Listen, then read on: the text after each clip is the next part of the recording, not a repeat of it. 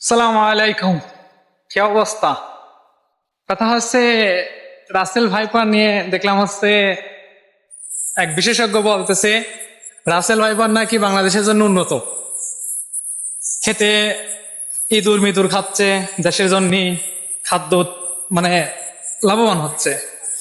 তো কথা হচ্ছে কিছু কিছু মানুষের এমন একটা পর্যায়ে নিয়ে গেছে যে ইন্ডিয়া থেকে 2 দিন পর হচ্ছে এই বন্যার সাথে মানুষের গু সারি বলবি যে হচ্ছে দেশে এই ইন্ডিয়ার লোক খাচ্ছে, রোগবালাই মুক্ত হয়ে যাচ্ছে, তোমরাও খাও, খালি বয় তোমাদের রোগবালাই মুক্ত হয়ে যাবে।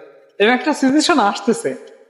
মানে ইন্ডিয়া থেকে যে জিনিসই আসবি, যদি গজবও আসে, তাও হচ্ছে আমাদের বাঙালির জন্য একটা সময় মনে হবি, ওরা বলবি যে হচ্ছে এটা হচ্ছে জাতির জন্য উন্নত, জাতির যত্ন উন্নয়ন।